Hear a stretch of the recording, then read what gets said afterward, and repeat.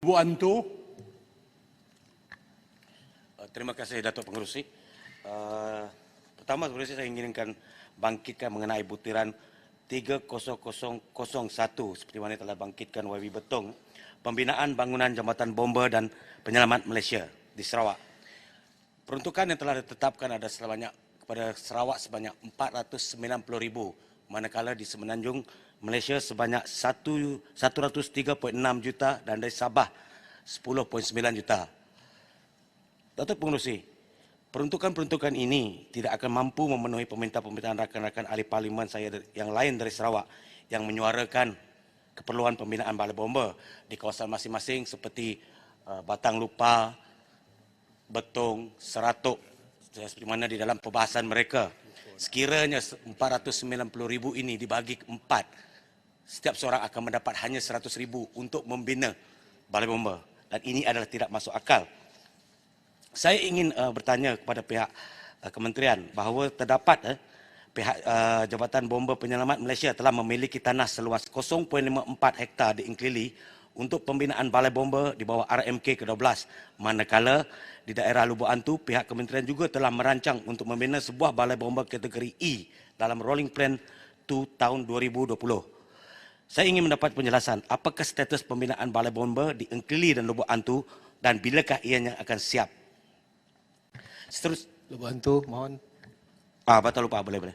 Memandangkan Lubuk Antu memetik nama Batang Lupa tadi, Datuk Pengerusi, saya ingin membangkitkan sedikit berkenaan dengan balai bomba ini. Jika dilihat dari segi peruntukan 490,000 itu, Datuk Pengerusi, amat rendah. 2021 kita hanya mendapat 6 juta. 2022 kita hanya mendapat 4 juta dan tahun ini 2023 Sarawak hanya diberikan sebanyak 490,000.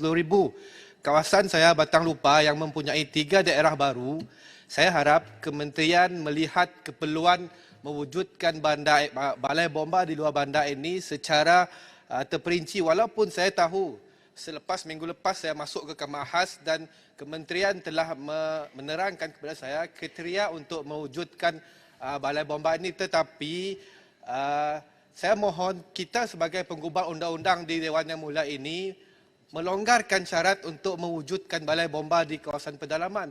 Kalau ikut kriteria itu, sampai bila-bila daerah-daerah kecil ataupun daerah penuh di kawasan Sarawak tidak akan mendapat balai bomba yang kita idam-idamkan. Keluang tadi mengatakan 80 tahun sudah balai bomba di Keluang. Dah nak minta naik taraf, lori tak dapat nak masuk. Tapi kita di Sarawak, Datuk Pengerusi, belum ada balai bomba. Saya ingin menyentuh perkara ini dan saya mohon maaf kepada Lubuk Antu mengambil masa terlalu banyak. Bagi peluang tanya manis lagi. Terima kasih. Mohon mencelah Lubuk Antu. 10 saat. 10 saat. Okey, mohon mencelah Lubuk Antu. Terima kasih. Seperti yang dimaklumkan oleh Batang Lupa, Batang Sadong, sebenarnya memang tak cukup. 490,000 ni macam kita panggil di Sarawak kacang potet saja. Kecil sangat.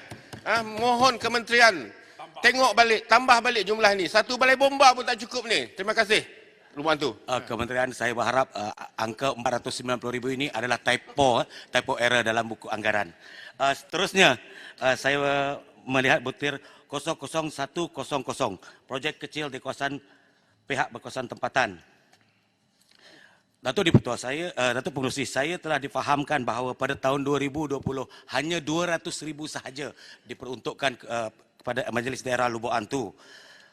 Ingin saya jelaskan bahawa Majlis Daerah Lubuk Antu mempunyai peranan yang besar di mana mereka membantu pembinaan dan menaiktarafkan infrastruktur seperti asas jalan raya, jambatan, jeti dan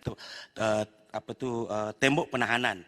Dengan keluasan Lubuk Antu Isap, Datuk Pertua, 3,292 km persegi. Saya berharap pada tahun ini peruntukan untuk PBT ditambahkan kepada 300,000. Satu lagi yang saya ingin sentuh, iaitu berkenaan dengan seperti mana yang telah diumumkan oleh Yang Amat Berhormat Perdana Menteri berkenaan dengan peruntukan sebanyak 50 juta untuk membaik pulih rumah-rumah ibadat bukan Islam. Saya juga telah difahamkan bahawa Kementerian KPKT telah mengambil alih berkenaan dengan rumah-rumah ibadah bukan Islam daripada Kementerian Perpaduan. Jadi saya ingin bertanya, apakah mekanisme daripada pihak kementerian untuk menyalurkan peruntukan baik pulih rumah-rumah ibadah ini ke kawasan Parlimen Lubuk Antu yang mempunyai 11 gereja tidak termasuk chapel dan 8 tokong. Itu saja. Terima kasih. Baik, terima kasih. Saya jemput balik pulau.